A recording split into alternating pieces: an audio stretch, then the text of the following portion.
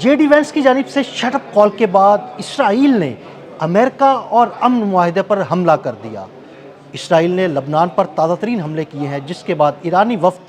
Switzerland نہیں جا رہا۔ ایرانی وفد نے سوئٹزرلینڈ جانے سے انکار کر دیا۔ اس بارے میں اظہر علی خان سے بات کرتے ہیں۔ اظہر بھائی، وہی ہوا جس کا ڈر تھا، وہ شرارت کر رہا تھا، اور امریکہ کو، پاکستان کو، تمام ثالثوں کو اس بات کا ڈر تھا کہ کہیں یہ امن معاہدے پر وار نہ ہو جائے، اور اس نے وہی کیا۔ اس نے لبنان پر حملہ کیا، جس کے بعد ایران نے سوئٹزرلینڈ میں جو امن مذاکرات ہو رہے تھے وہاں پر جانے سے انکار کر دیا، اور اب جے ڈی وینس بھی نہیں آ رہے۔ اسرائیل نے ڈونلڈ ٹرمپ کی زبان پہ، عدیل بھائی،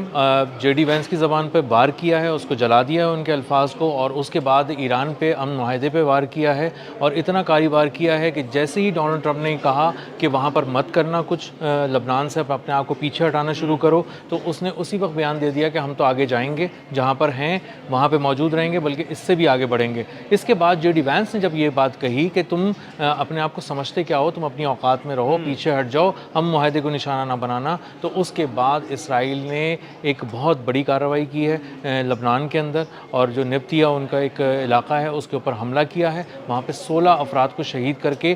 ڈونلڈ ٹرمپ کو یہ پیغام دیا ہے کہ یہ رہا تمہارا امن معاہدہ، اور یہ رہا میں، اور میں اس کو اس طرح تار تار کر دوں گا کہ میں تمہیں ایران سے، تمہارے ساتھ جو اس کے درمیان تمہارے تعلقات تھوڑے بہتر ہو رہے تھے، اس پہ میں براہ راست ضرب لگاؤں گا، میزائل برساؤں گا، اور اس کے بعد تمہیں اتنا دور کر دوں گا کہ تم لوگ دوبارہ ایک کامبیٹ سچویشن میں آ جاؤ گے، جنگ کی صورتحال میں آ جاؤ گے۔ اور اسی لیے ایران جو ہے اس نے کہا تھا کہ دیکھو، اگر تم اسرائیل کو باز نہیں رکھ سکتے امریکہ، تو پھر اس معاہدے کو مت کرنا، کیونکہ اس میں واضح طور پہ 3 بار اس کا نام لیا گیا ہے، شقیں شامل کی گئی ہیں لبنان کی، اور لبنان پہ حملہ، ایران پر حملہ تصور ہوگا۔ اور جب یہ شق پڑھی ہے نتن یاہو نے، تو ایک شیطانی مسکراہٹ کے ساتھ اس نے کہا اچھا یہ شق ہے جس پہ مجھے وار کرنا ہے، اور یہیں سے میں وہی کروں گا۔ کیا، اس نے اسی شک پر وار کیا، اس نے لبنان پر حملہ کیا، 16 افراد شہید ہو گئے، کئی افراد زخمی ہیں۔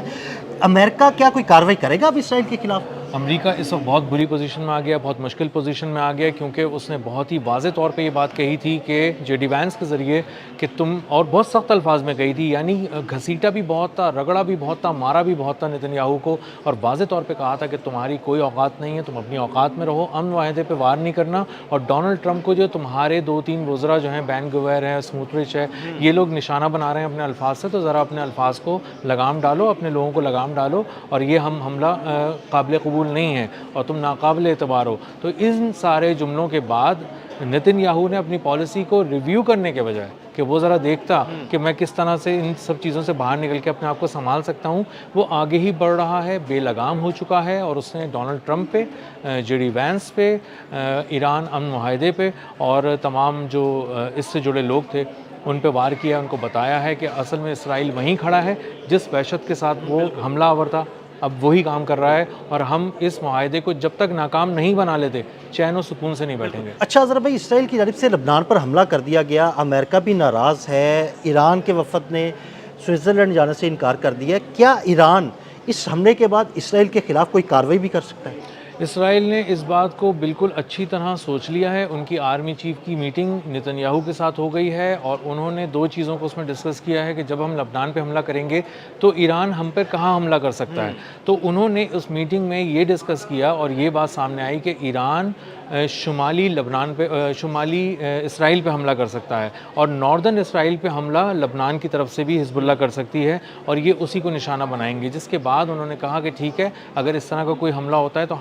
پھر ہمیں بھی کچھ اہداف طے کرنے ہیں۔ اور اس کے بعد اس کا مطلب یہ ہے کہ اسرائیل بہت تیاری سے بیٹھا ہوا ہے، اسرائیل بہت تیاری سے لبنان میں جا رہا ہے، یہ کوئی جذباتی حملے نہیں ہیں، یہ بہت ہی ویل پلانڈ حملے ہیں، سوچ سمجھ کے کیے جا رہے ہیں، اور اس میں امریکہ کی کیلکولیشن بھی شامل ہے کہ امریکہ اگر آ جائے گا تو اس سے کیسے نمٹنا ہے، ایران اگر جواب دے گا تو کیسے نمٹنا ہے، اور حزب اللہ اگر اٹیک کرتا ہے تو کیسے نمٹنا ہے۔ تو امریکہ اس وقت بہت مشکل پوزیشن میں آ چکا ہے، اور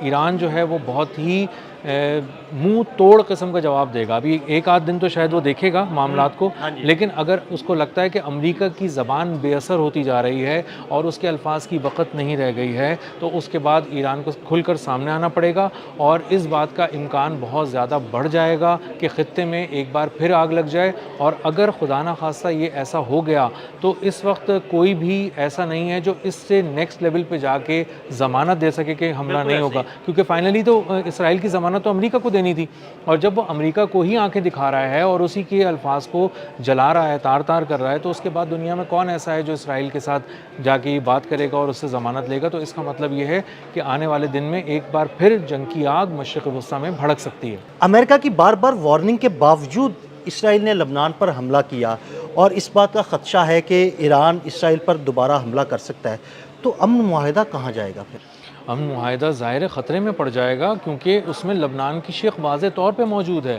اور اتنی ہی امپورٹنٹ ہے جتنی ایران پر حملوں سے متعلق